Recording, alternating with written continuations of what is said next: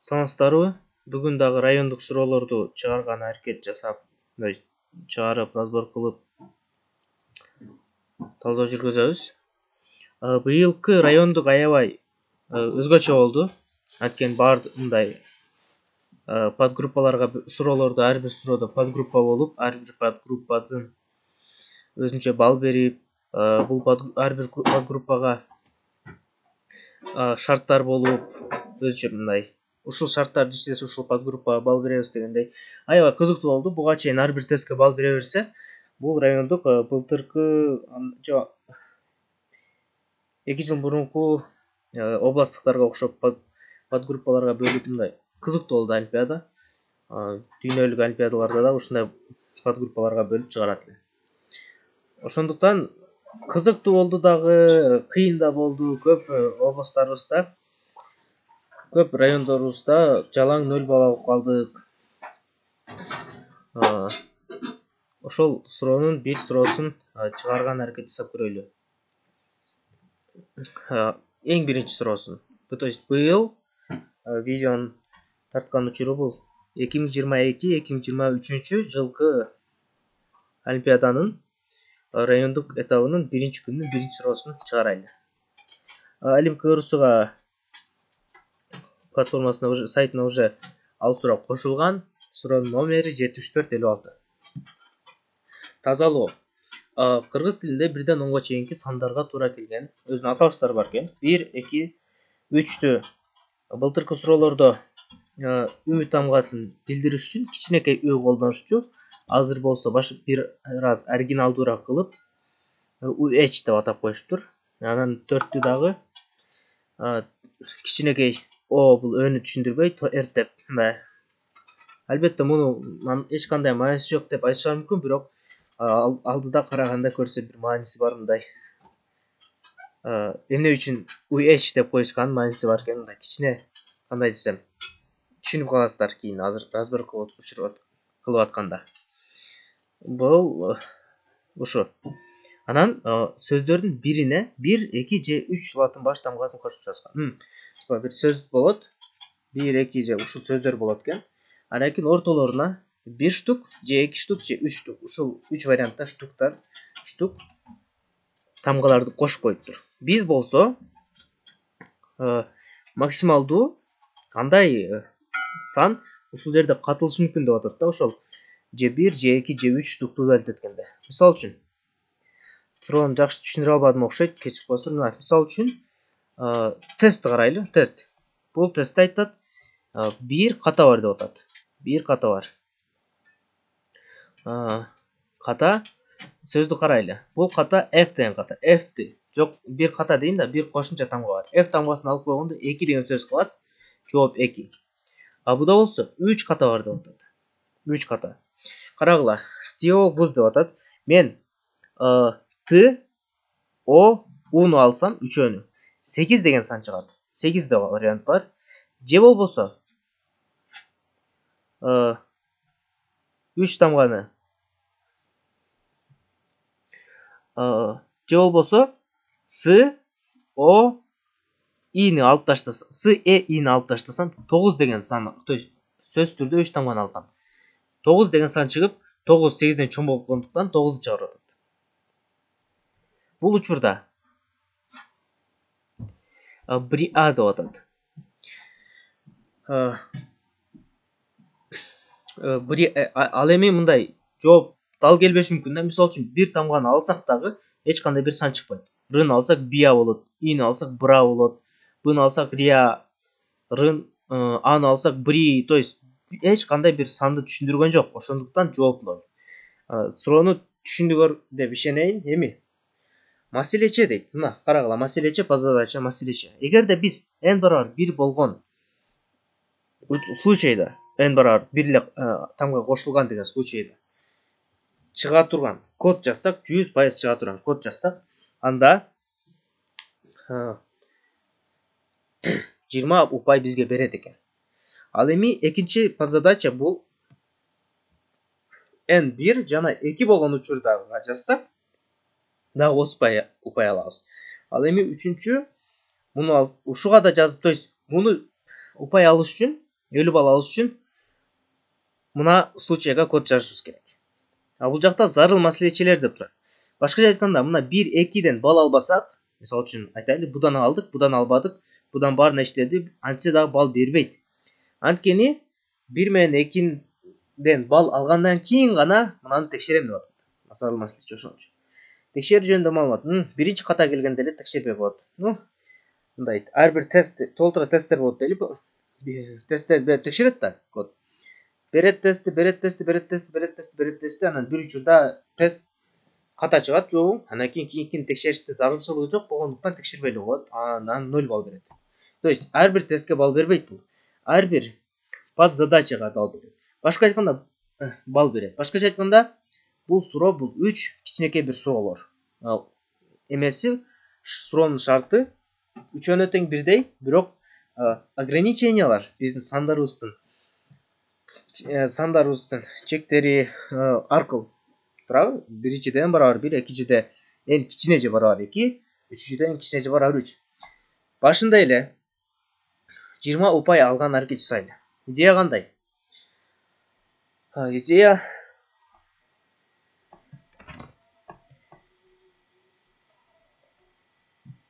Идея мындай. Значит, 20 упай алам деп атам, анда мен n барабар 1ге код жазып атабыз, Мисалы үчүн f2 деген сөз болсун. Мынтип жазайын. f2 деген сөз. Бирөөсү ашыкча деп атат, бирөөнү кошумча деп атат. 1 же 1 ушул битти. Бирөөсү кошумча. Мен ар бир вариантты карап көрөм. То есть, кайсынысы кошумча болушу мүмкүн? Биринчи вариант e тамгасы кошумча болушу мүмкүн. Туурабы? Башка более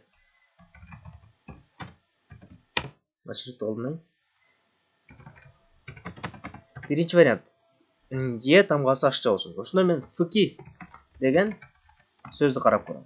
Экинчи вариант f тамгасы ашыкча болушу мүмкүн. 2. Үчүнчү вариант f2. Төртүнчү вариант мына.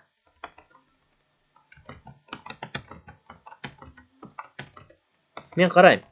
Мен ар бир возможный кошумча, то есть жооптор, то есть бир тамга ашыкча. Мен ар бир тамганы алып көрөм ошол бизнес стрингибизде. Алам дагы текшерем, бул сөз биздин эмебизде барбы? Же жокпу? Ошону текшерем. Биздин то есть мынанын катарында барбы деген суроодо, мынанын катарында 1, 2, 3, 4, 5, 6, 7, 8, 9, 10 деген катарында барбы же жокпу? Ошону эле текшерип. Идея жөнөкөй. Бул жерде f2 барбы? Жок. f2 жок, f2 жок, 2 бар. 2 бар. Бунун мааниси 2. Жооп албетте 2. Мына. Демек мен бирөөсүн удалить этишим керек. Кантип удалить этем?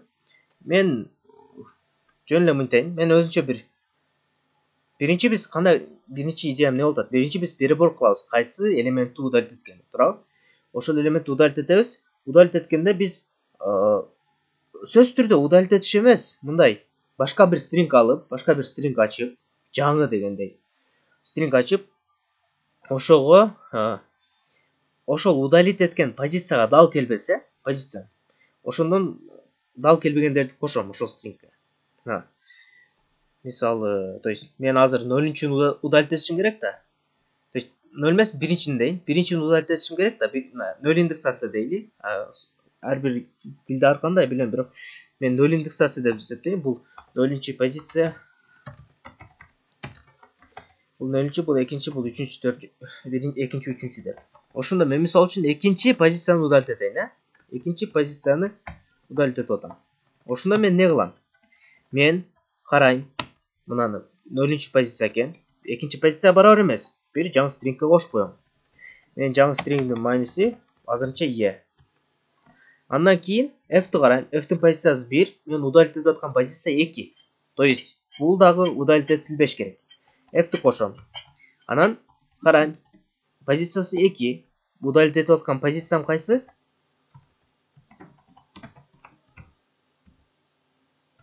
удалить этип аткан позициям 2.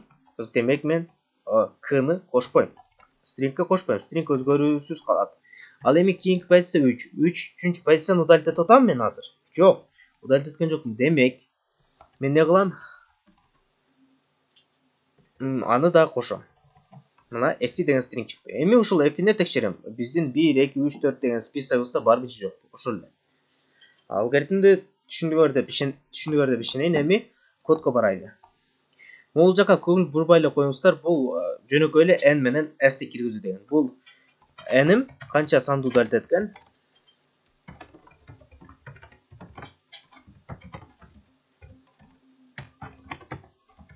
Удалить этүү канча тамганы кошуп койтат дейинчи. Ал эми s болсо берилген сөз.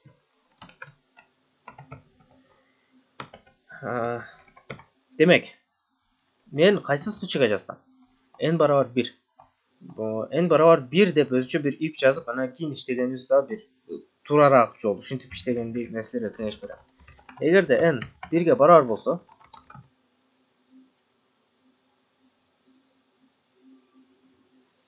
n 1ге барабар болсо, ушул кодду жазып баштайм. Кантип? Мен удалить этишим керек. Удалить эткенди bir for int deleted деп коеюн. 0дон ошол биздин стрингибиздин size значение. Туурабы? 0дон ошол биринчи, то есть 0-чы элементтен баштап 1-чи, 2-чи, 3-чүнү баардык элементтерди текшерип чыгышым керек да, туурабы? Удалить этем бетпейм. Ошондой эле мен баардыгын удалить этем бетпейм текшерип чыгам. Бул жакта мен bir жаңы стринг ачам. S деп атап коеюн. Пустой, конечно.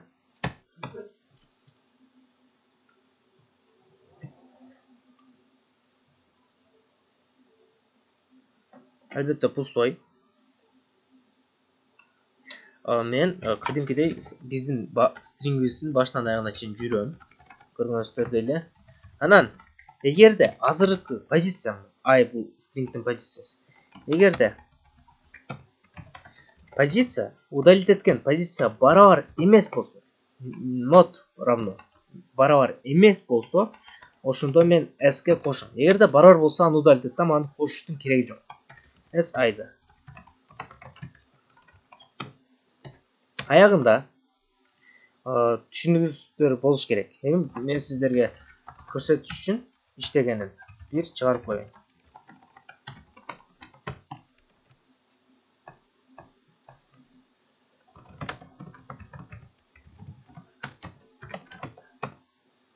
İştedi. Bir f başka misal keltireyim. 1 9 degenge ыл деген тамганы коюп коеюн. Варианттар: биринчи тамганы алды, көргөнүздөр эле. Биринчи тамганы алды, оглус калды. Экинчи тамганы алды. Оны тыгылус, ын алды, толус, элди алды, тогуз, ушуларды карайт. Ушулардын ичинен кайсысы биздин саныбызда бар? Албетте мына 9. Демек жооп 9 болуш керек эле. Баскыла эми, то есть ошолордун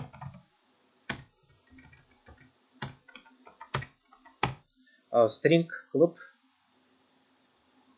аягында bir ответке сактайын. Ошонун башында ответ 0, анткени эч кайсы дал келбейт. Анан кийин аягында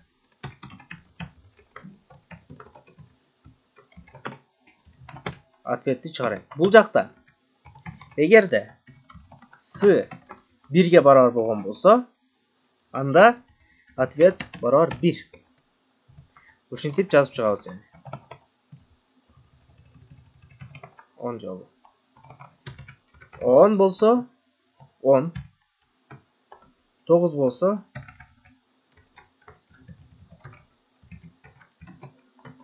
8. 7.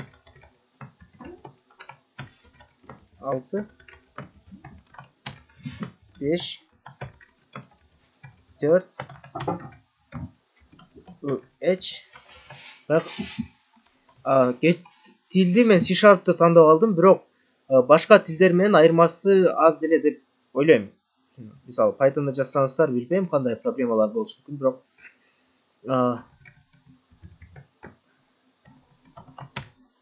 то есть логика бардык тилде бирдей эле го, ошого ушундай бойдон калды. 1 болсо 1, 2 болсо 2, 3 болсо 4, 4 болсо 4, 5 болсо 5, 6 болсо 6, 7 болсо 7, 8 болсо 8, 9 9. Ответ ушундай. Эгерде 1 болгон болсо, ответ 1. Болбосо 2 болсо 2, ушинтип чыгарып коет. Аягында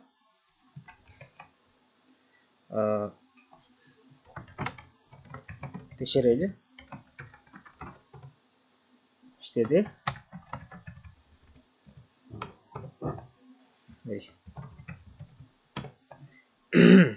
Баягы вариантка жазып көрөлү. Тесттеги вариант. F2. Жооп 2 болуш керек. Туура. Жооп 2 болду.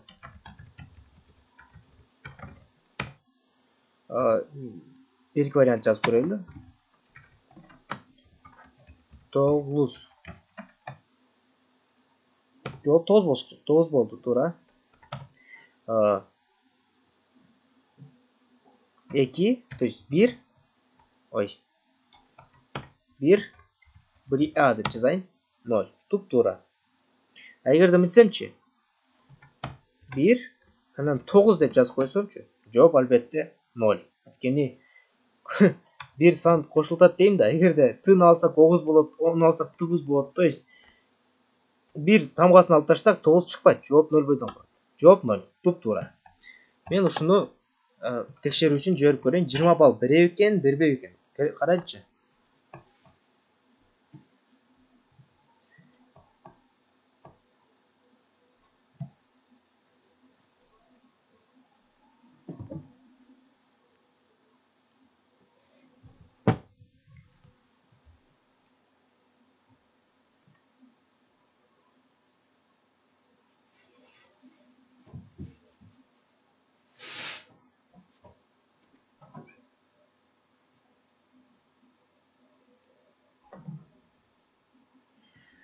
Азырынча интернет жок болуп кетти. Андыктан интернетке чейин мен ойлон. Мен муну жиберип көргөм, албетте. Ошондон жибербей деле айтсам болот. Мен муну жиберип көргөм, ошондон разборду улантсак болот. Бул учурда 20 балл бербейт. Эмнеге? Вроде бы туура жаздык, делетет, удалить биз коштук, текшердик, 20 балл бериш керек да, туурабы? Ооба.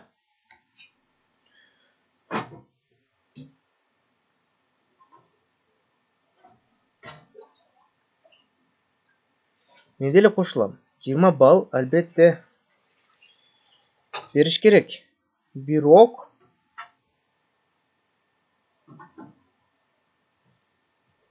бербей койтат. Эмнеге? Анткени мындай экен. Могу претесттерди көрүп да. Биринчи, то есть тесттер да, жөнөкөй. Биринчи F2ге чыктат, 1Ага чыктат. Бирок мына 3 9 дегенди жазып көрөлүчү. Жакшыраак көрүнүш үчүн. 3 9 дегенге жазып көрөлү. 3 9.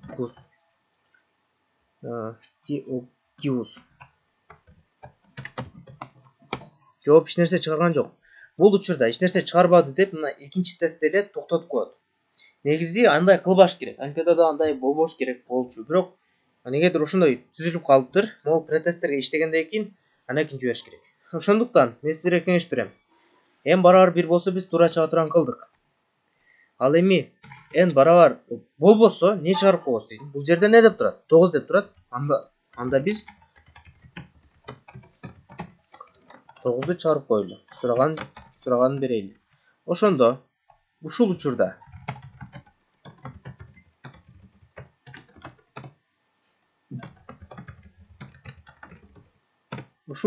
эми туура иштейт. Мына 3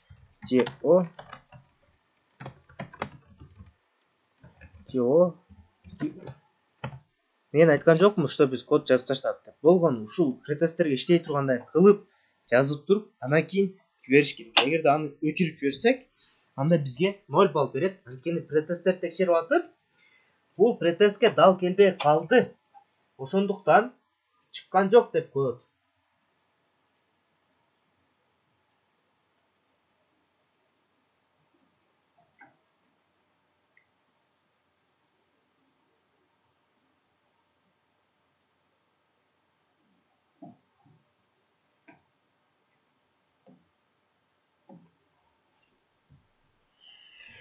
Андай кылбаш керек болчу. Шарт боюнча да олимпиадада мындайлар болбойт эле. Бирок же олимпиада учурунда андай болгон эмес. Бүткөндөн кийин ошондой болуп калды. Билбейм. Ушундай бир кичинекей ката болуп калыптыр. Эми муну жиберсек, азыр бизге канча 20 балл сөз түрдө бериши керек.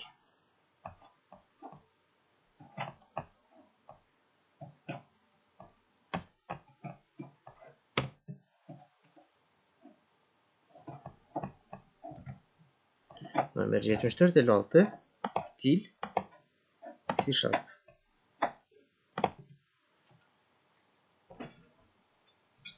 Көргөнүңүздөр эле бул видеого чейин бир катар жиберип көрдүм да.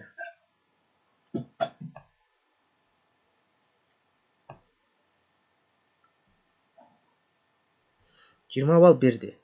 Муну алып койсок,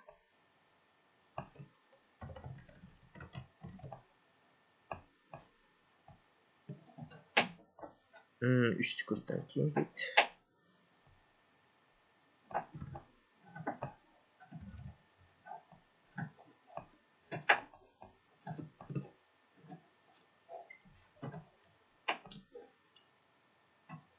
Бал берген жок. Неге? Карасак, details'ты. Экинчи тестте эле presentation error болду. Экинчи тестте эле n барабар 3. Мына экинчи тестте мына ушуга иштебейт атат, болду, иштебейт болду деп чыгарып атат. Негизи андай болбош керек деп атам. Бул жерде n барабар 1-лер код жазсаң 20 упай берем деп сөз берип атат, бирок сөзүн аткарбай коюп атат да.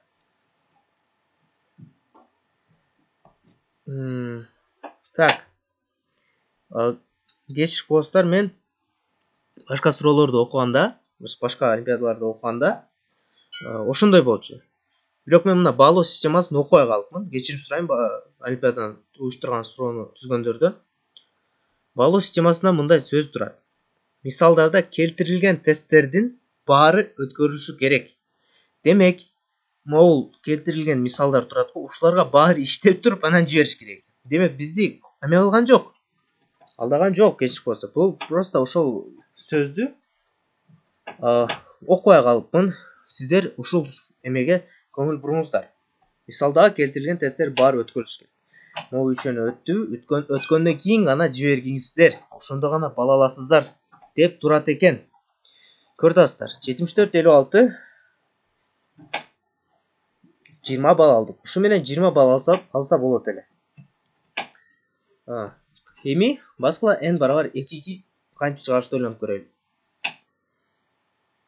30 балл алыш керек. n барабар 2 логикасы кутту ушундай. Болгону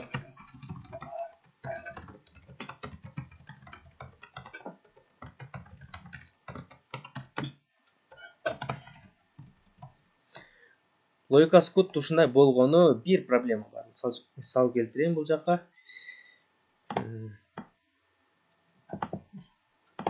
Баарын эле өтүп таштайын. Мисалы 2 9. Мына жака F'ти кошуп коеюн. Икисini кошуп коеюн. Мен ушул учурда болгону бир элемент эмес, 9 аябай чоң мисал экен кечирип коесуз. 9 кылбай эле коеюнчу. Эк 1.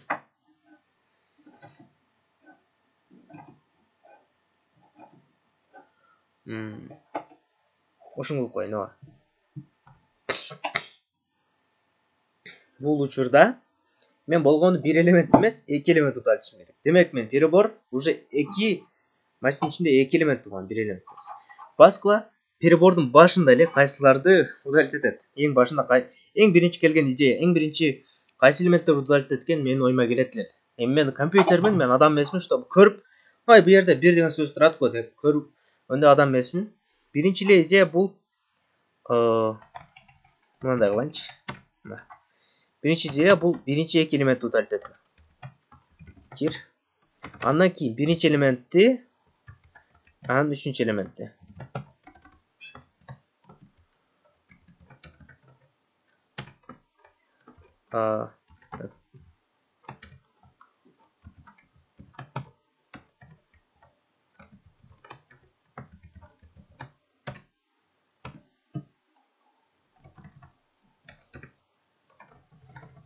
Жеңілірек қылыш үшін мүмкін жазайыншы.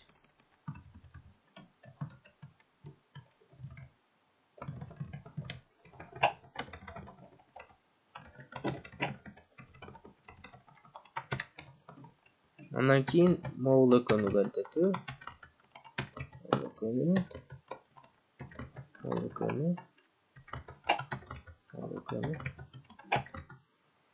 Акыркы вариант. Акыркыны удалить ету.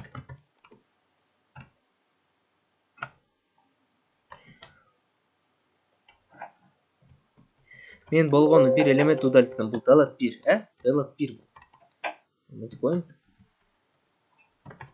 Бул биринчи элемент удалить этилген биринчи элемент, ал эми бул экинчи элемент. Туурабы? То есть мен бул биринчи элемент, биринчи удалить этилип алган.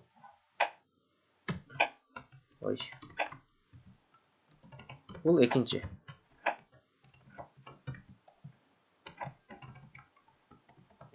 Көрүп жатасыздарбы? Бул биринчи, бул экинчи. То есть биринчи kesişет, экинчи kesişет. Демек, экинчи биринчиден кийин болуш керек. Жана 1 менен 2 бир позиция боло албайт. Анткени мен бир позицияны эки жолу удалить этпейм. Бир позицияны бир эле жолу удалить этем, бир санды. Андан кийин экинчини өзүнчө. Мен биринчини перебор кылгандан кийин экинчи андан чоң же чоң болуш керек. Андан кийин экинчине перебор кылам. Ошол экөөнү барабар эмес болсо, мен стрингке кошот. Мурдакы идея, мен муну кыйналып түшүндүрбөй элем. Мурдакы идея болгон бизге уже эки for кошулат. Биринчи удалить эткен элемент жана экинчи удалить эткен элемент. Идеяны түшүнүңүздөр деп ишенейин. Жана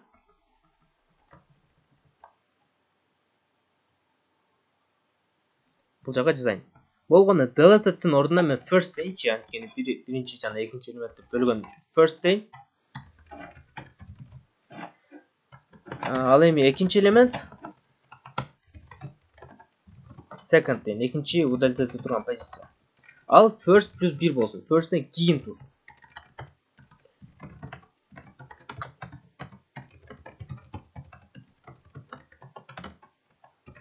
Болду.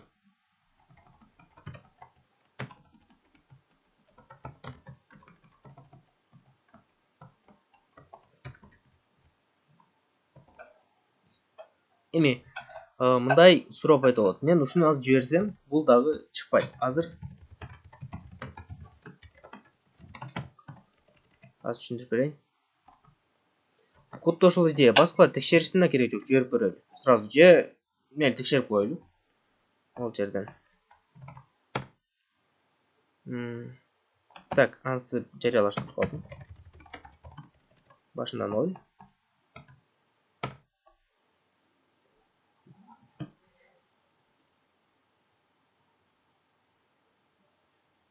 Мындан ишин алмаштырып калдым. Текшерген тура эле болду. I first'ка барабар эмес болсун. Жана I second'ка барабар эмес болсун. Удалить этилип аткан элементтер болбосо гана ошо S-ке кошом дагы. Ошондон кийин S-ти текшерем. Текшерейин. Иштеди.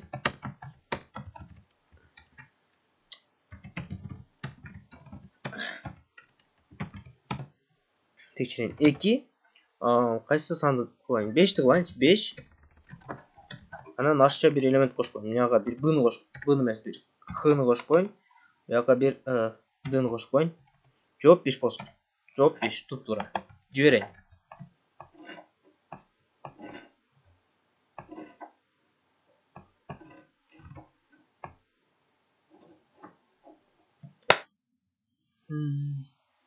7456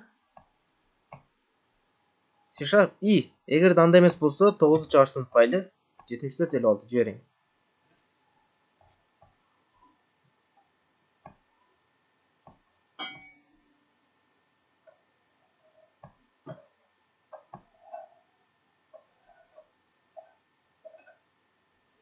Көп турат, демек экинчи сап тестти да текшерип атат. Азыр бизге 50 балл берилиш керек.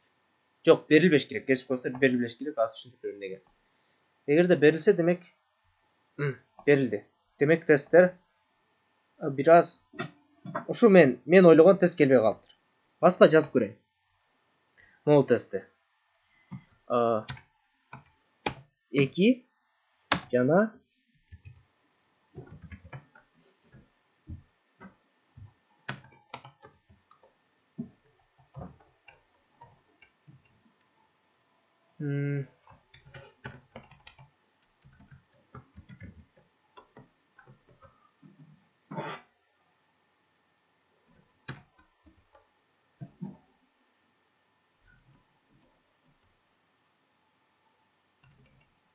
жооп 2 болуш керек. Жооп и так эле.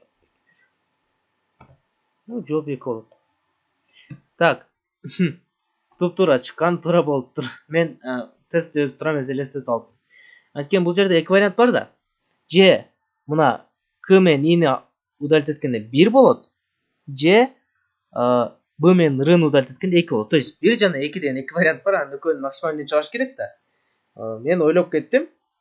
Мен максимальный анс барабар макс 2 анс 2 деген жокмун да, ошондуктан 1 болуп кетиши мүмкүн максимальный деп. Бирок болбойт экен, анткени 1 2ден кийин жазылып атат. Демек биз б менен р'ды 2 менен к'ны удалить эткенден кийин удалить этебиз. Ошону удалить этип жоопту 2 кылып кабыл алат. Ошондуктан бул ката эмес. Кечип коесуздар.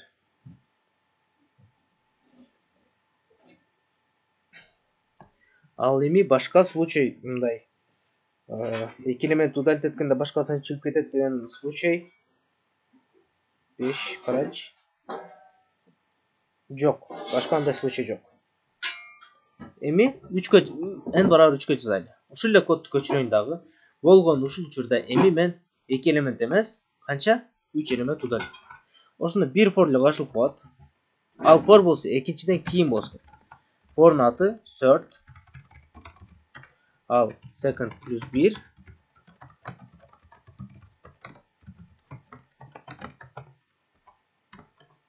Бул алдыга чыгат. Болду. Анан бул жерде I first'ка барабар эмес, жана I second'ка барабар эмес, жана I third'ка барабар эмес болсо иштетем. Текшерели.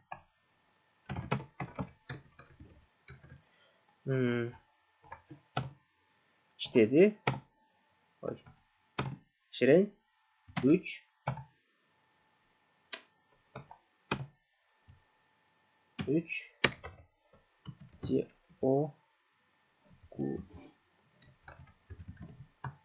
Стеогиус. Жооп 9 болуш керек. Жооп 8 болду. Ушул жерде проблема. 3 элемент удалить этип туруп, то есть бир сандан 3 элемент удалить этип, айтайынчы. Могул жерден 3 кандай десем, С, жана У элемент, И элементин удалить этип 9 деген сан алсак болот. Т, О, Г, У, З. Ал эми Т, У жана О элементин удалить этип 8 деген элемент санды алсак болот. Бул кандай десем, могул Т, О, Г, Узды биринчи удалить эткендиги үчүн, тобуну биринчи удалить эткен үчүн чем И биринчирээк удалить этип атат да. Ошондуктан 8'ди кийин мындай жооп кылып эсептелип атат. Ошондо мен жол, бул просто мындай жол бар. Просто эме кылайлы. Мына аркасынан баштап удалить этип баштайлы. Же болбосо бул жерде анс, эгерде ans, то есть 9 менин ансыман чоң болсо, жок бул жакта 9 болсун, бул жакта. Эгерде 8 менин ответимен чоң болсо, менин ответим 9 же 10 болуп калсачы, мурдачы 9 болсо, ошондо гана 8 дейм. Болбосо анс бойдон кала бериш керек. 9 бойдон кала бериш керек. Жок мына. Же неге антип жаздым? Эгерде анс 9 болгон болсо, анда 9 бойдон кала берет. Болбосо 8. Мына. Ушинтип жазып коеюн.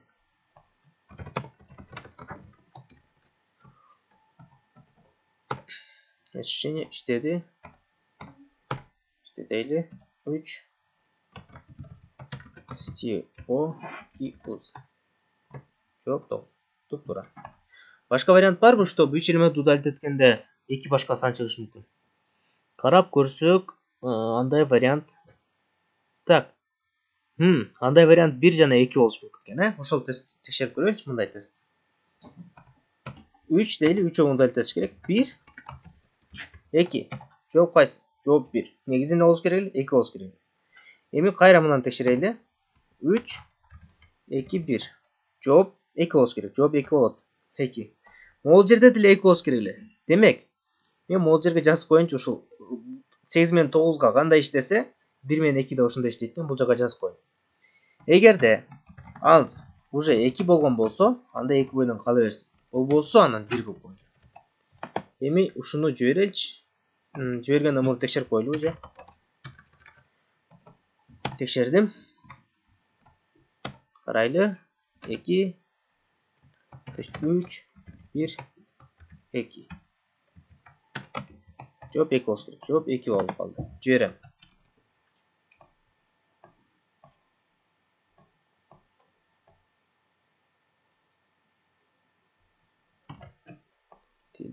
Шарп 0. 74,56.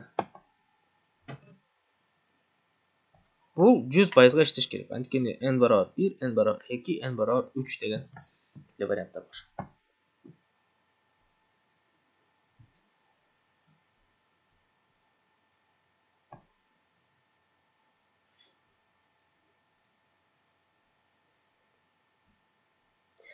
Анан мындан тезирээк иштеген бир вариант бар.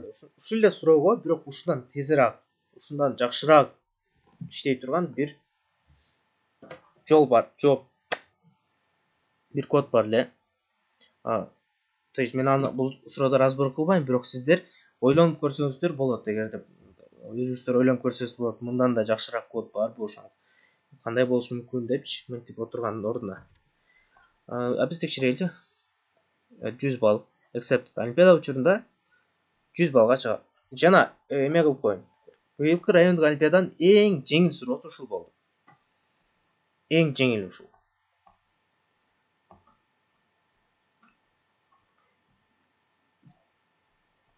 Ошо жеңилден баштадык да. Анан бул видео бүткөн кийиндагы райондук ушул жылдын райондук олимпиадасы. Экинчи суроосун, үчүнчү суроосун дагы разбор кылабыз. Болгону көргөндөр, көрүп атсаңыздар, өзүңүздөр комментарий жазып койсоңуздар болот, кайсыны кийин кылсам болот депчи. Мындан разбор кылып көрбөйлү деп жазып койсоңуздар, ошондон бир чыкпа.